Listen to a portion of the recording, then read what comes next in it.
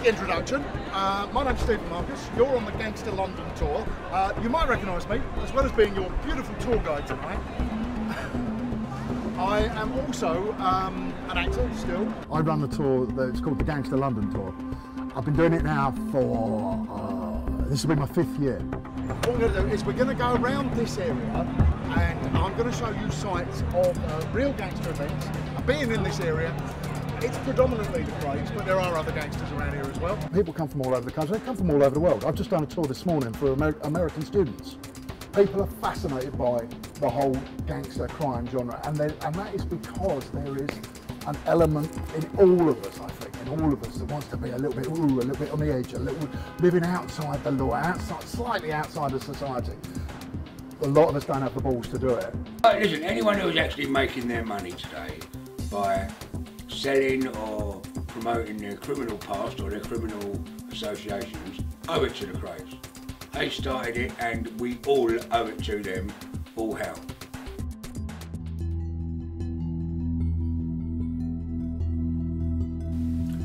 Awesome, you know, awesome. I thought they was both about 6'7", out and out, cold-blooded murderers. You know, Ronnie Kray was a certified paranoid schizophrenic, and he was the man in charge. You know, he was the boss of them. So it was always going downhill. You know, they had a very fearsome reputation, and because they was inside for so long, no one ever got a chance to see them or whatever. They became a mythical figure. They turned into a mythical figure rather than a real person, and no one or nothing is as big as me.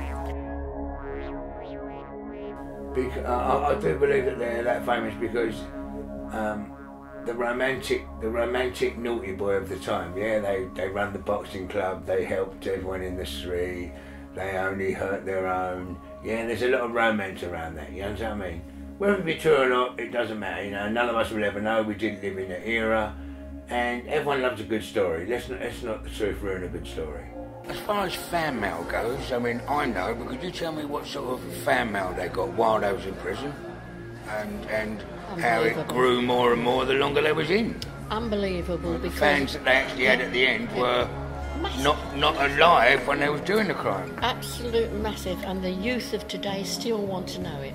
That is why they'll write more books. They'll make another film, Dave, you know they will. Yeah. They'll make the lottery winner. The lottery winner gave Reggie £100,000. Why would you go and give Reggie Kray £100,000?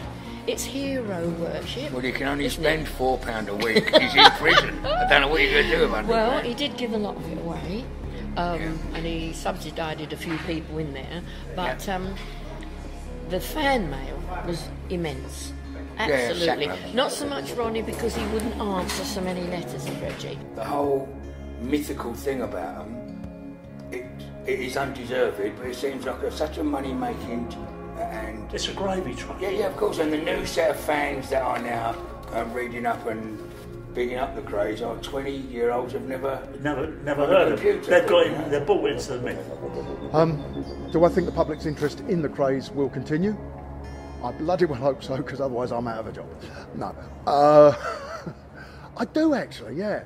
I mean, as I said, there's always that fascination of criminal activity, that living outside the law thing, and I think they may have, or there was this whole thing that's been built up around them, of that they were the legends. Somebody called them legends, and it's stuck forever. That the legends are created.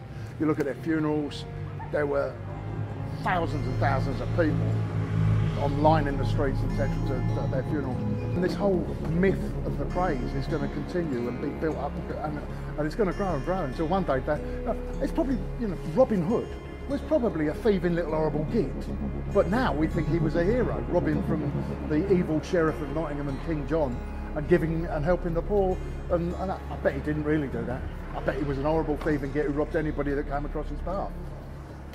And I think possibly that's the Krays, and that's what will, you know, by the time this comes out, they'll be lauded as heroes and get knighted in posthumously. Maybe not that much, but you know what I mean.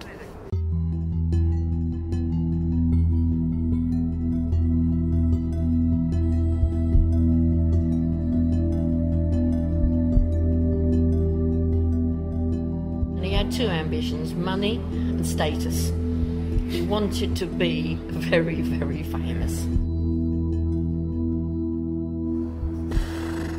Do you know what? Why have the Krays become so popular is a very difficult question to answer.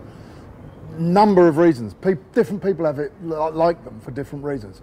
I think there's a large majority of people, or I don't know, large majority. There are some people who think they look back on that whole crazy era with a kind of rose-tinted glasses, thinking, yeah, the streets wouldn't be the same if the Krays were still around. You know, there'd be no mugging old ladies. There wouldn't be this. There wouldn't be that. The Krays legend is largely based on the publicity that they did in fact court.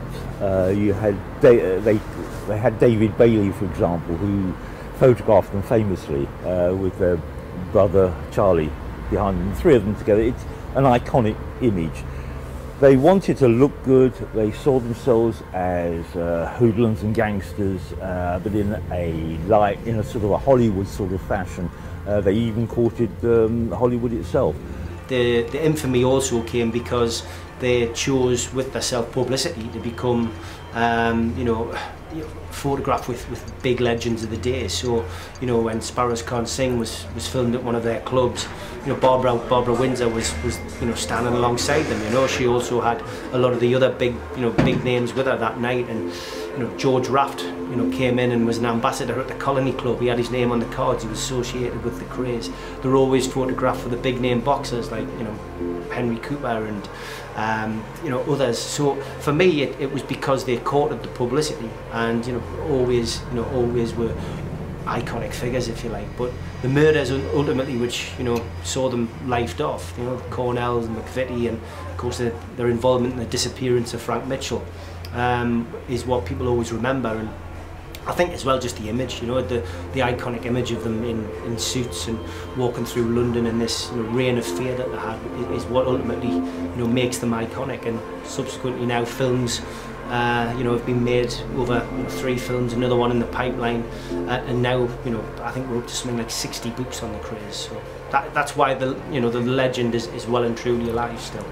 Whenever there was a visiting American showbiz personality, for example, Judy Garland, I think, came over at one time and was invited down to the club for one purpose: to have the picture taken with the Krays. So they were very media conscious. And I think there's also another reason people they are so popular is because people kind of look back on it as a kind of Robin Hooding type vibe as well. They would rob the rich, give to the poor sort of thing. Except they didn't. They robbed from the rich, they robbed from the poor, they robbed from anybody.